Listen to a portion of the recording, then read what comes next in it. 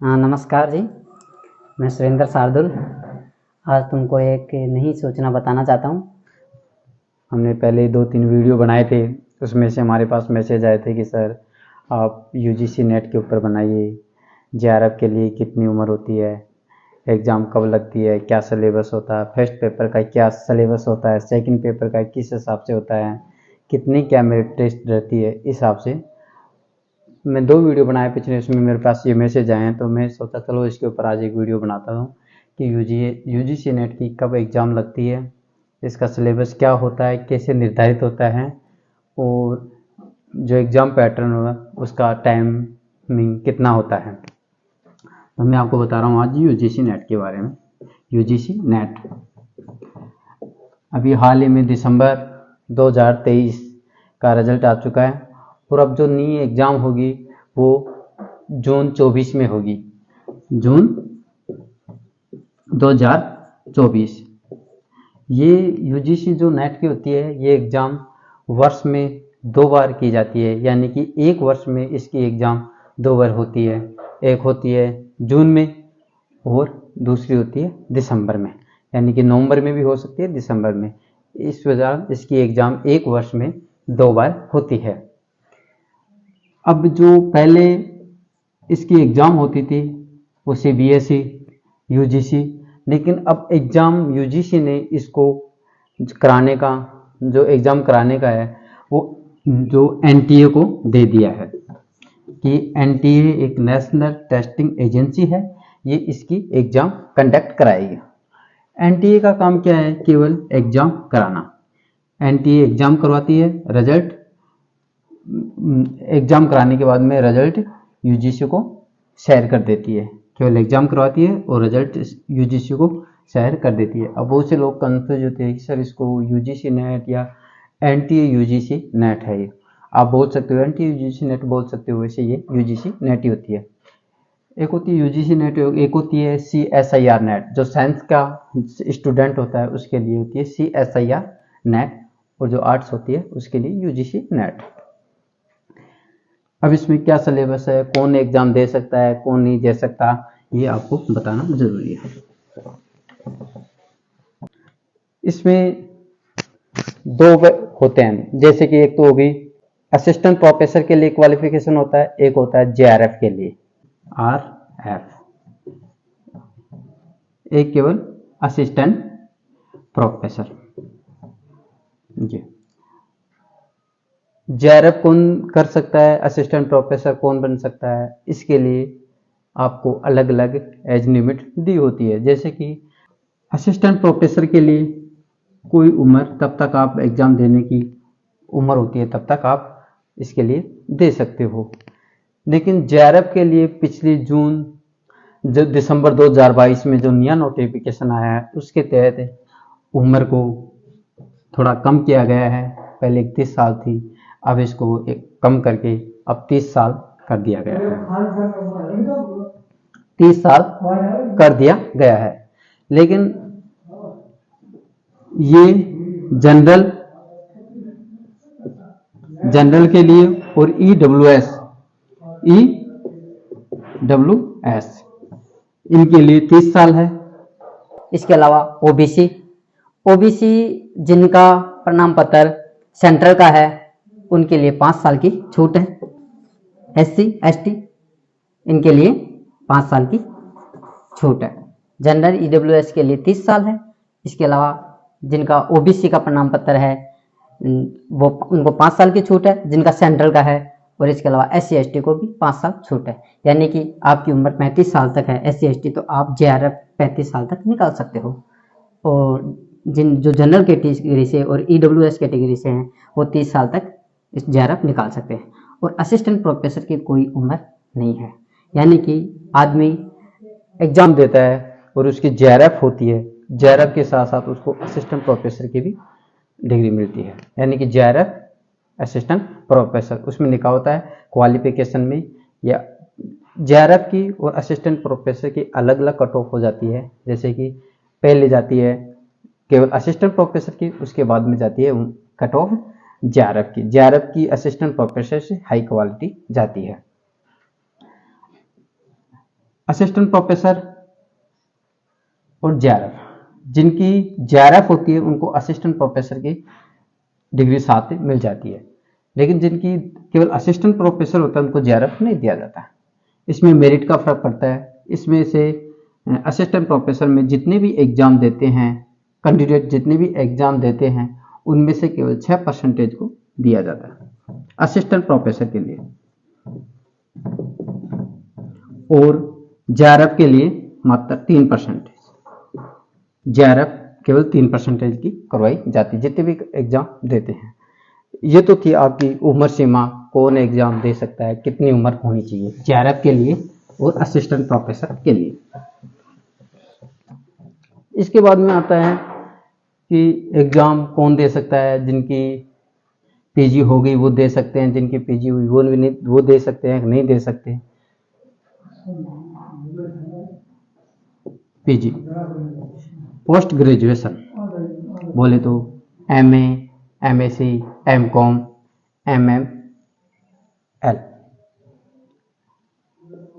PG में इसमें SC ST के लिए 50% और अदर कैटेगरी के लिए वुमेन के लिए 50%, एससी एसटी के लिए 50%, ईडब्ल्यूएस जनरल के लिए 55 और ओबीसी के लिए भी 55।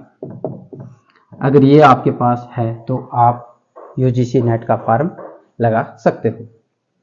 इसके अलावा जो अपेयर में हैं, जिनकी एमए फाइनल नहीं हुई है, केवल अपेयर में, वो भी इसका फॉर्म लगा सकते हैं। जिन्होंने एमए दी नहीं एग्जाम अभी तक, यानी कि जिनकी पीजी की एग्जाम अभी दी नहीं, वो भी इसका फॉर्म लगा सकते हैं। इसमें ये कंडीशन होती है, जैसे आपने यूजीसी नेट की एग्जाम दी और आपकी पीजी नहीं है किसी भी सब्जेक्ट में, और आप मान लो अपने किसी भी सब्जेक्ट में पीजी नहीं है और आपने सब्जेक्ट को लेके एक नेट का एग्जाम दे दिया है। इसके बाद में अगर आपने नेट एग्जाम क्वालिफाई कर लिया है, जैसे कर लिया मान लो ज्योग्राफी से कर लिया, हिस्ट्री से कर लिया, राजनीति विज्ञान से कर लिया, उसकी जो आपका जो ये एग्जाम का रिजल्ट है ना, उसके 2 साल बाद तक आपको इसमें लिखा होता है डिग्री में, 2 साल बाद तक की आपके पास पीजी की डिग्री होनी जरूरी थी, वरना ये डिग्री मान्य नहीं होगी। यानी कि जिसके पास पीजी की डिग्री नहीं है वो भी एग्जाम दे सकता है यूजीसी नेट का। अगर उसकी क्वालिफाई हो जाती है तो उसके 2 साल बाद तक भी 2 साल बाद तक आपको ये पीजी की डिग्री होनी चाहिए। अब इसमें पेपर होते हैं, 2 पेपर होते हैं, एक सब्जेक्ट का होता है और एक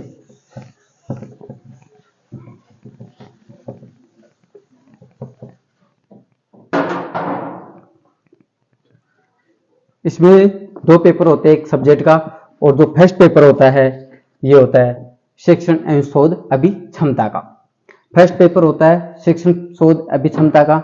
इसमें आपके पास फर्स्ट पेपर में 50 क्वेश्चन आते हैं, प्रत्येक क्वेश्चन 2 नंबर का होता है और 100 नंबर का होता है। 50 क्वेश्चन आएंगे, प्रत्येक क्वेश्चन 2 नंबर का। इस प्रकार पहला पेपर होता है वो 100 नंबर का होता है। इस प्रकार दूसरा पेपर होगा वो सब्जेक्ट होगा और 100 क्वेश्चन आएंगे, प्रत्येक क्वेश्चन 2 नंबर का होगा। इस प्रकार 200 दोनों पेपर होगा वो 300 नंबर के होंगे। अब इसमें पास का क्राइटेरिया क्या है? एससी एसटी के लिए इस फर्स्ट पेपर में 35% लाना अनिवार्य है। अगर आपके पास 35% नहीं हो, किसी भी कैटेगरी में हो, एससी एसटी में हो, तो अगर 35% से नीचे है तो आप पास नहीं माने जाओगे, चाहे इसमें आप 6% में आओ चाहे 3% में आओ। अब कम से कम 35% तो होना ही चाहिए, यही इसमें है। अदर ओबीसी जनरल के लिए 40% है। फर्स्ट दोनों पेपर में 40-40 होना जरूरी है। इसके बाद में मेरिट लिस्ट सब्जेक्ट वाइज अलग जाती है, इस सब्जेक्ट की अलग अलग मेरिट जाती है, लेकिन कम से कम मिनिमम क्राइटेरिया दे दिया गया कि इतना तो आपके पास इतना परसेंटेज तो होना चाहिए, वरना आप अनएलिजिबल हो। अगर आपके पास 35% ही आ रहे हैं, किसी के पास दोनों सब्जेक्ट में मिला के जैसे किसी के पास 105 नंबर आ गए दोनों सब्जेक्ट में मिला के 120 आ गए, अगर वो 6% में है तो उसकी मान्यता होगी। अगर वो 6% में या 3% में नहीं है तो उसकी नेट मान्य नहीं होगी, क्योंकि प्रत्येक सब्जेक्ट में प्रत्येक बहुत से विद्यार्थी बैठते हैं। तो जैसे 100 बैठे हैं, 200 बैठे हैं या 1000 बैठे हैं, तो 1000 बैठे हैं तो उनकी 3% की तो JRF होगी और 6% की नेट होगी। इस हिसाब से सरकार क्वालिफिकेशन एग्जाम को कंडक्ट करवाता है।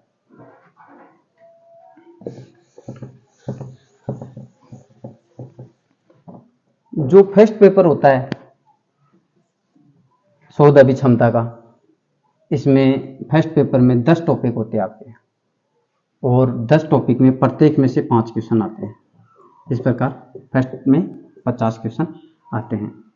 और सब्जेक्ट अलग विषय में अलग अलग होता है। विशेषकर आप सब्जेक्ट को पढ़ो तो 9th क्लास से PG तक आपने क्या पढ़ा है सब्जेक्ट में, वो सब आता है। और इसके अलावा UGC प्रत्येक सब्जेक्ट का सिलेबस अपनी वेबसाइट पर छोड़ रखी है, और इसी फर्स्ट पेपर का भी सिलेबस छोड़ रखी है। फर्स्ट पेपर में आप क्या पढ़ो क्या ना पढ़ो मैं बता देता हूँ। एक तो आपके पास होनी चाहिए ये जो होती है अरिहंत वाली, या फिर अरिहंत की नहीं रहती है आपके पास तो केवी मदान, अंशुबाला मदान, ये भी आप ले सकते हो। इसमें पूरे टॉपिक दिए होते हैं कि किस टॉपिक में किस हिसाब से क्वेश्चन आएंगे। ये 10 टॉपिक दिए हुए हैं, पूरे 10 यूनिट होती हैं, और 10 में से प्रत्येक में से एक 5-5 क्वेश्चन, इस प्रकार 50 क्वेश्चन आते हैं।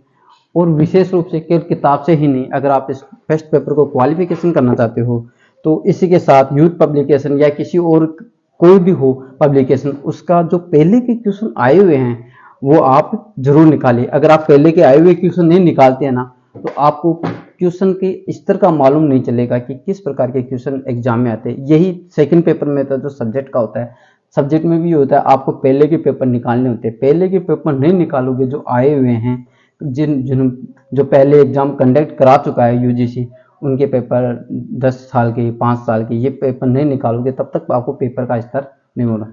जो नेट का पेपर होता है और सामान्य फर्स्ट ग्रेड सेकंड ग्रेड, इसमें बहुत अंतर होता है। ये पेपर उनसे ज़्यादा हार्ड आता है, तो इसलिए आपको पहले के क्वेश्चन निकालने जरूरी होते हैं।